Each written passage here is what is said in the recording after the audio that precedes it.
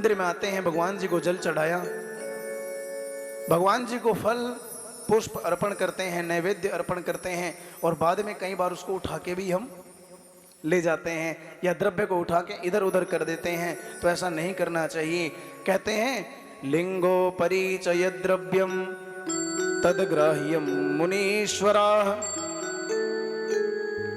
सुपवित्रम ततज्ञेयम यलिंग स्पर्श बाह्यतः।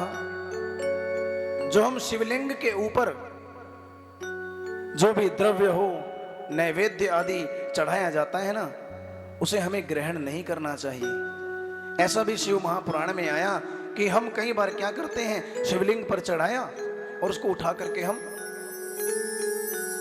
खा जाते हैं, ग्रहण कर लेते हैं उसको। पर ऐसा नहीं करना चाहिए।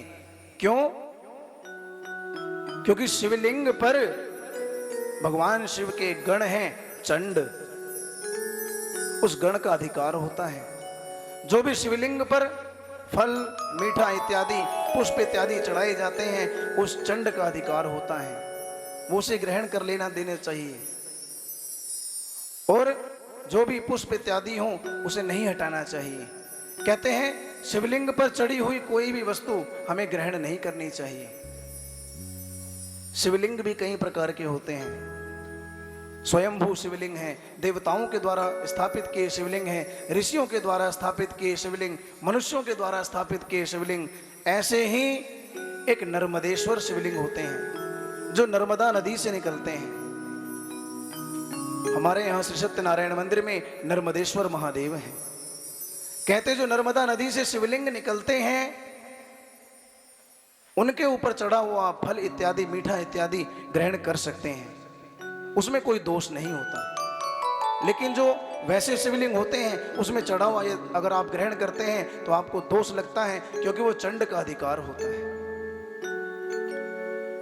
और फिर सूत जी शौनकादि ऋषियों को बिल्व पत्र का महात्म्य बताने लगे। कहने लगे मुनियों, ये जो बिल्व पत्र है ना बड़ा महान है। बिल्व वृक्ष जो होता है ना ये बड़ा महान होता है। बिल्व वृक्ष की महिमा बता रहे हैं। कहते हैं जिस घर में बिल्व वृक्ष का एक भी पत्ता रहता है, एक भी बिल्व पत्र जिस घर में होता है, वो घर मानो स्वर्ग है। और बिल्व पत्र जब हम भगवान जी को चढ़ाते हैं तो कैसे चढ़ाते हैं हमें तो पता नहीं होता, हम तो लेते हैं और ऐसे ही चढ़ा देते हैं। तो इस चीज का भी ध्यान रखना चाहिए। जब हम भगवान जी को बिल्व पत्र चढ़ाते हैं तो बिल्व पत्र के पीछे से डंडी तोड़ करके फिर हमें बिल्व पत्र चढ़ाना चाहिए। डंडी को तोड़ लेना चाहिए, क्योंकि डंडी सहित यदि हम बिल्व पत्र भगवान जी को चढ़ा देते हैं तो डंडा मारने जैसा लगता है। जैसे इंद्र का हथियार है वज्र, यानी हम भगवान जी को वज्र मार रहे हैं, कितना बड़ा दोष लगता है। तो बिल्व पत्र की डंडी तोड़ करके बिल्व पत्र चढ़ाना चाहिए। और बिल्व पत्र का महत्व बताते हैं। कहते हैं त्रिदलम त्रिगुणाकारम त्रिनेत्रम च त्रिधायुतम त्रिजन्म पाप संहारम एक बिल्वम शिवार्पणम। जो हम बिल्व पत्र भगवान जी को चढ़ाते हैं वो त्रिदल होता है, 3 पत्तों वाला, त्रिगुणाकार, ब्रह्मा विष्णु महेश तीनों उस पत्ते में होते हैं। त्रिनेत्रम भगवान शिव के त्रिनेत्र का स्वरूप है। त्रिजन्म पाप संहारम एक बिल्वम शिवार्पणम, यानी भगवान शिव जी को एक बिल्व पत्र चढ़ाने से क्या होता है, हमारे 3 जन्मों के किए हुए पाप नष्ट हो जाते हैं।